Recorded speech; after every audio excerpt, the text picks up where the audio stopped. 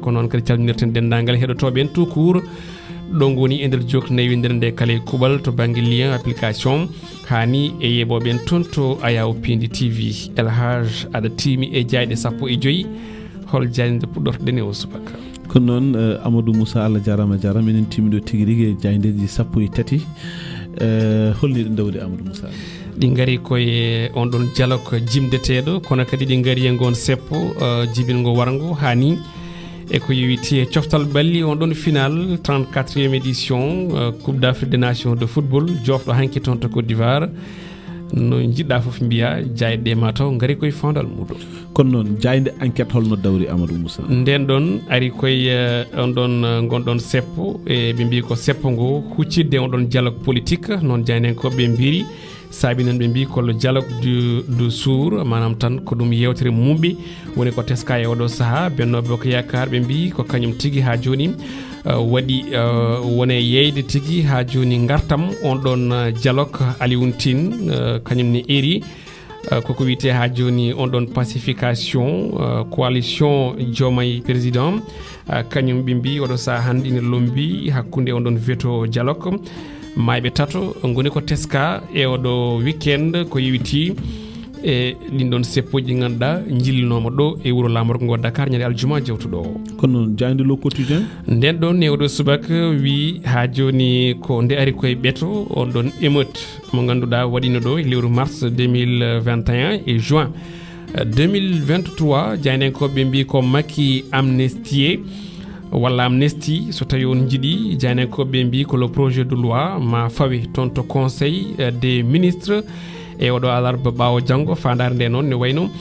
ko yaafade ɓen ɓe ganduɗa ko nangganoɓe e ko yewiti ɗin seppoji musnoɗi 2021 2023 jaynenkoɓe mbi foof noon ko tindade on ɗon dialogue beele leydi ndi ene hebta deƴal muɗum no hannirta ni ɗin konngol tawe hello 11 e nder nden jayde witende quotidien le quotidien jayde l'observateur nde groupe futur média nde ene wayno wi ko Sonko e on ɗon traquenard du dialogue Sonko e on ɗon kuccam walla e ngal kaldigal tijjangal omono lombi walla ni ombo yiɗi ko wiyete ko wattede e nder liste électorale leydi Sénégal kono so renaki so tawi ɗum laatimo o tawtorama on ɗon dialogue walla o jaaɓi on ɗon dialogue ne wawi to banggue yaadiɓe makko hunde nde saro sako ɓe mbi noon ko Sonko yo sa hande lombi ko hakkude martu e tandi goɗɗum ko tawetede nden jaydi ene wayno ko ɓe mbi ko onon secret gurdam ɓeɗo tato ɓe ganduɗa ko sukaɓe manifestannoɓe e pitalo mumen jooɓa janen ko ɓene garta e moni kala no sifira tawi ko bandira muɗum cifi ɗum darde muɗum kono kadi e yidde mum hani e ɗaminare e jorto jinna mum joginoye mum ɗin konguɗi kala nde tawe e hello tati e nder nden jaydi groupe futur média la libération nden ari e on manifestation jooɓiɗo pittali ɓeɗo sukaɓe tato ɓe mbi tan de ko on manifestation gam haɓade rapport ɗin sumgoji présidentiel dirtinaɗi ɓe mbi ko la liste macabre s'allonge manam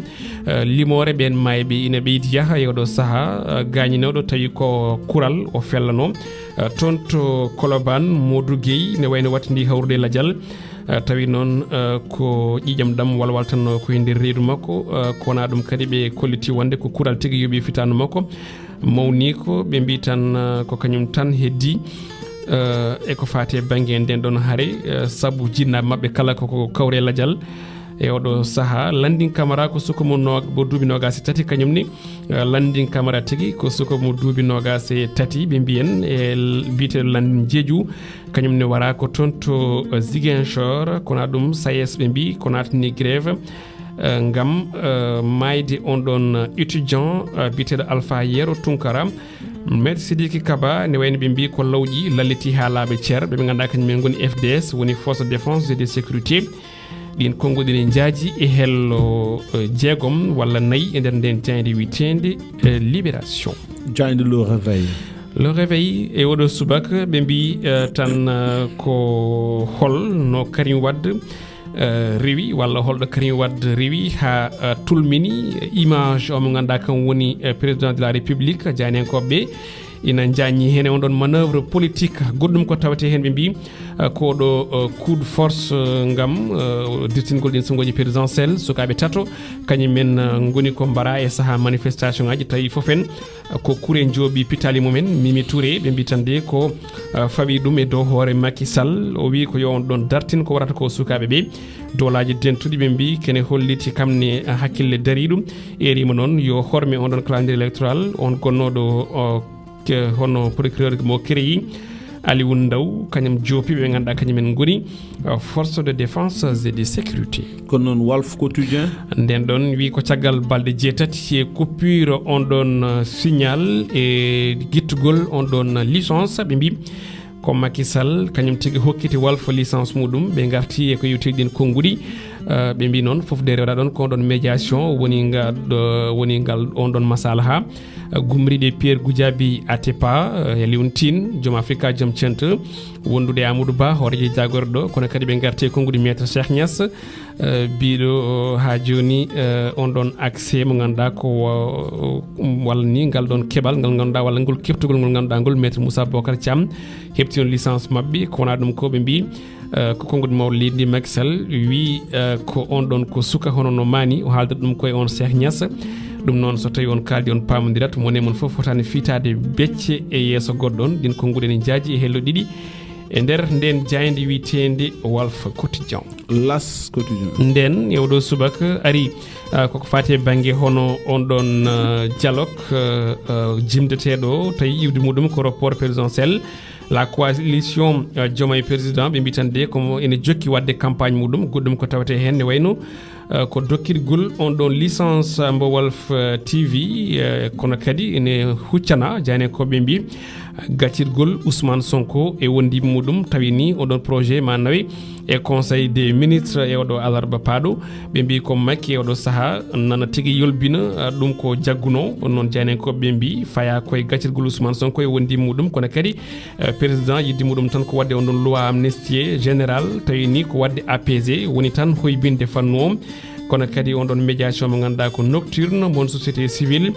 e sehilabe mawlendi Macky Sall saabi dedo gede kala ko non jani ko be mbi fof ina yaaji e hello tatenen den jandi witende L'As Quotidien point actu den yewdo subaka wi ko manifestation aljuma bendudu wasde tawtrede be ganda kanyumen ngoni yogay opposition ji woni ko namdete odo saha les leaders de l'opposition ne wayno tan be mbi kanyumen koko pawguno e on don nyaloma alarba Bougane Gueye Dany wi non habdibe opposition ko opposition e hore mudum Souleymane Jules Diop be mbi ko erinomo wonde opposition woni ko joude ko wite double jeu manam be mbadata ko mbode hen mi ala hen din ko ngodi kala e sifaji mum ina tawe e hello joyi e den jayde point actu ko non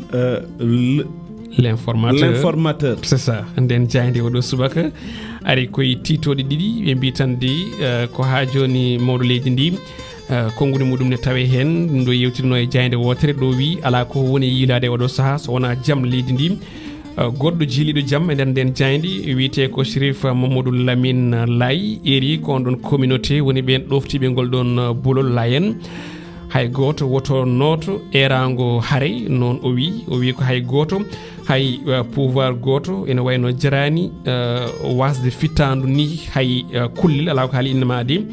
o yerimo non be ganda ko rewbe e be ganda kanyumen ngoni e yidbi walla ni almubi gol don lawol layen hay goto woto tello e bolidi ngam sepande pouvoir hono no opposition kono verdict news den don jayndi no wayno artedir kongudi mi ganda ko erango layen appel layen mo ganda bennino do 144e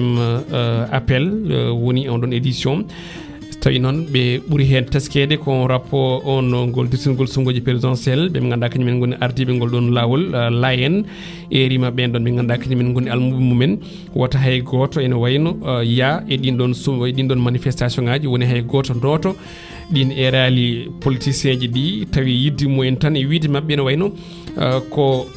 hebde pouvoir tesobe kibi pouvoir hay goto mo ben don tellibe boli njari lacrymogène koye kili walla yiyam mumen rufi hani pitali keddi hen kina jago hen gartam e wiide mabbe non kala nano kongol mabbe kam woto noto ɗin erali manifestation ɗo e nder leydi ndi ko hibine sport nden ɗon jaydi ene jaye jayɗe cuɓiɗen hannde to banggue coftal bali ɓe gari koye on ɗon ha joni ko yiwiti e on ɗon final coupe d'Afrique des nations de football hakkude mabɓe dow Nigéria hanki ɓe mbi ko la Côte d'Ivoire tien sa CAN Côte d'Ivoire tami on ɗon CAN muɗum ɓe lomti ko Sénégal e on ɗon palmarès Emerse Faye subama meilleur entraîneur e oɗo CAN 2023 biteɗo Rowan Williams kañum suba meilleur gardien oɗon ko compétition hors du tournoi jaltuɗo guili ɓooyi Emiliano Sue kañum tigi waɗi conservé on ɗon titre meilleur buteur butuji joyyi on ɗon CAN William Trosto Ikong kañum tigi waɗa éli suba meilleur joueur e on ɗon compétition CAN Côte d'Ivoire 2023 kono noon jayde le soleil nden ɗon guendiri nde ari on ɗon final Côte d'Ivoire Nigéria 2-1 ko éléphant ji ɗi jeeyi ɗum ɗen ɗin ñiiɓi ne wayno goni roi ɗo eddude Afrique noon jaydenkoɓe mbi ɗum ɗon noon ɗum ɗon waɗiɓe oɗon nden hoodere waɗiɓe tataɓiri Côte d'Ivoire ne wayno foti e Nigéria to banggue ƴettugol kuɓoji Emiliano Sue mbo Guinée équatoriale kañum heeɓi on soulier d'or William de Afrique du Sud meilleur gardien lomti Edouard Mendy division oɗo CAN ne wayno ko coupe d'Afrique ɓurɗo yeɓede e windere nde o waɗi battre record ko million ngaji bani adama jeeɓi ɗum o waɗa yerodire ni o yerodira mbiyen koye on ɗon mondial ɓennuɗo toon to Qatar kowona ɗum janenkoɓe garti e dokkirgol licence Walfadjiri ɓe mbi ko Nimsa Cheikh Niass rewda ɗon ha laamu ngu artiri ko yewti koye on ɗon licence mbo maître Moussa Bocar Thiam ittuno battidirɗen ko jayde stade quotidien ne wayno nden ari koye coftal balli football bien sûr CAN Côte d'Ivoire 2023 Côte d'Ivoire 2 Nigéria 1 le miracle jusqu'au bout noon janenkoɓe mbiri Côte d'Ivoire datɓe tan guila fuɗɗode ha wortorde e ɗum ɗon noon ko ɗum longue histoire ɓe mbi ko ɗon révolte moɓe puɗɗori hakkude maɓɓe Sénégal wono ɓe jokki ha e jamma final hanki o ɓen ɗon liɓɓe champion en titre goni champion 3e sacre continental wonande ɗen ɗon ñiiɓi manam ngol waɗi laabi tati koɓe ƴetta guel ɗon kawguel weekend du Lion ina tawe hen Pape Matar Sarr buteur Bamba Dieng passeur ɓe garti hen goɗɗum ko tawete hen ne wayno ko 4 match 4 titularisation 292 minutes et 2 buts Habib Diallo ne wayno tan ko esthétique mo ganduɗa o ko moƴƴo e on ɗon CAN kono jayden ko ɓe mbi ko toɓɓe tati jowari en jokkitoyi e nder nden jayde wiitende stade quotidien elage haadema arde e ko yewiti eɗen ɗon namdi eɗen gara e bande de dessinée on ɗon odia mo ganduɗa ko jaydenkoɓe tribune kañumen bindat ɗum e kala e saaha ene wayno mi hokkuma sa yiɗi ni mbaɗa commenté d' ailleurs aɗa waɗa image uji ɗi c'est à dire que joguiɗo caméra o ko chef de l' état oto joguiɗo kayiɗo ni waɗi lon en huccite e joom caméra o ko maître Moussa Bocar Thiam oga baɗɗo robbo boɗejo ko Cheikh Niass PDG Walf TV image o ina jogui ko haalata donc ɗum woni ko haala ka woni ɗo konngol maw leydi ndi wi ko mbeɗen waɗa montré on ɗon caractére mo ganduɗa o ko magnanim c'est à dire que omoɗo hollira wonde ni kanko wona neɗɗo fitina kono kadi ombo ko jafotoɗe ko nandi hen donc maître Moussa Bocar Thiam woni jabtademo wi kanko walla mbiyen kanko maw leydi ndi ni omo jokki haalde maître Moussa Bocar Thiam haalari omo jokki wiide wondene mbeɗen film ministre am nana jokki modde nana woni modde on ɗon papier woni on kayit mo ganduɗa ko kayit bandon de retrait définitive on ɗon licence mo ganduɗa ko Walf TV c'est à dire ko firti on ɗon neɗɗo arti e konngol muɗum manam o ñamti konngol makko ɗum ɗon woni ko ɓen ɗon dessinateur en goni suɓade goɗɗum kanko Cheikh Niass o woni haalde omo jaabi o wi ndennete ɗum ɗon ni aɗum yara aɗuma en direct e scène am c'est à dire ko oɗo scène gonɗo filmé toon to Palais nana yalta directement e scène makko Walf TV ko konngudi ganduɗa ɗi ko konngudi miijaɗi e dessin jaaduɗi hen ɗum ɗon noon ko bande dessiné en mbaɗat ɗum tawi kala dessin ne jogui ko haalata c'est à dire haala ka nani firti ko maître Moussa Bocar Thiam e wayno ko wino ko yaari hen caggal artiri licence Walf TV donc Walf TV image muɗum feeñi e jamma beɗɗo ɗo o ɗum ɗon ko manam ko ɗum bande dessiné odia mbo tribune naɓe mbaɗata kala ñande ne gasa kala e saaha ma en gartu hen pour wadde commenté nde tawno ene jogui ko ɗum firata ne jogui ko ɗum haalata hélas ko ɗum wonno ko jayde leydi Sénégal daw rewo ɗo subaka